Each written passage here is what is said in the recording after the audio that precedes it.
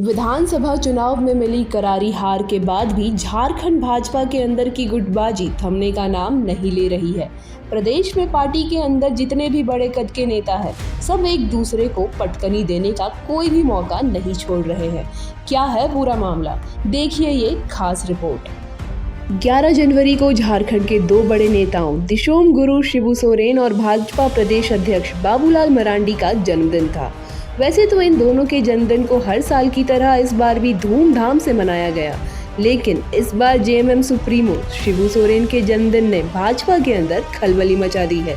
मामला ये है कि शिबू सोरेन के जन्मदिन पर हाल में ही ओडिशा के राज्यपाल पद से इस्तीफा देकर सक्रिय राजनीति में वापस आए रघुवर दास ने गुरुजी को उनके घर जाकर जन्मदिन की बधाई दी। वैसे देखा जाए तो ये आम बात है कि रघुवर दास ने शिबू सोरेन से मिलकर उन्हें जन्मदिन की बधाई दी है, लेकिन प्रदेश की राजनीति में फुसफुसाहट तब शुरू हुई जब रघुवर दास ने 11 जनवरी को ही जन्मदिन मना रहे अपने दल के प्रदेश अध्यक्ष बाबूलाल मरांडी से ना तो मुलाकात की और ना ही कोई बधाई संदेश दिया।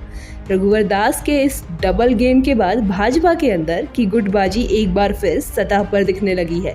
हालांकि भाजपा के नेता इस बात से इत्तेफाक नहीं रख रहे हैं और इसे सामान्य बात बता रहे हैं।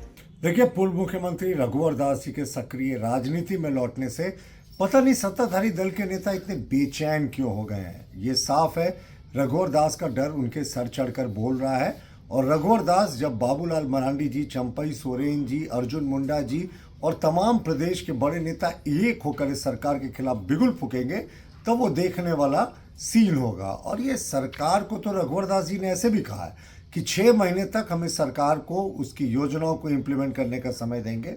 और सरकार फिर भी भयभीत है। अभी तो सरकार बने हुए महीने 2 महीने हो रहे हैं, तो ये 6 महीने में अपनी योजनाओं को इम्प्लीमेंट करें और हमारे में ताक झांक करना बंद करें। और रघुवर दास जी जिस दिन बाबूलाल मरांडी जी का जन्मदिन था, उनको भी उन्होंने सोशल मीडिया पर बधाइयाँ दी थी, फ़ोन करके बधाई दी थी। गुरुजी श्रद्धेय हैं, सबके गुरुजी हैं, तो उनसे जाकर आशीर्वाद लिया था। अब इसमें भी किसी को अगर राजनीति दिखती है तो भाई ये उनकी सोच हो सकती है, लेकिन एक चीज़ स्पष्ट है, रघुवर दास जी के आने से बाबूलाल मरांडी जी के साथ अब जुगलबंदी में जो आंदोलन होगा, उससे सत्ताधारी दल के जो चिंता की लकीरें हैं वो बढ़ गई हैं। झारखंड में हुए विधानसभा चुनाव में भाजपा को बुरी तरह हार का सामना करना पड़ा। चुनाव के परिणाम पर मंथन करने के बाद जो कारण सामने आए हैं, उसमें सबसे बड़ी वजह पार्टी के अंदर खाने में पनप रही गुटबाजी को ही माना जा रहा है।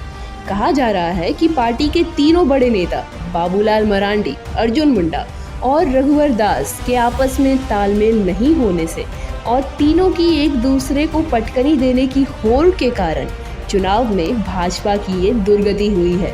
भाजपा नेता भले ही इस पर ना बोले, लेकिन सत्ताधारी दल के लोग इस पर चुटकी जरूर ले रहे हैं। रघुवर दास भाजपा की सदस्यता अभी तक ग्रहण नहीं किए हैं।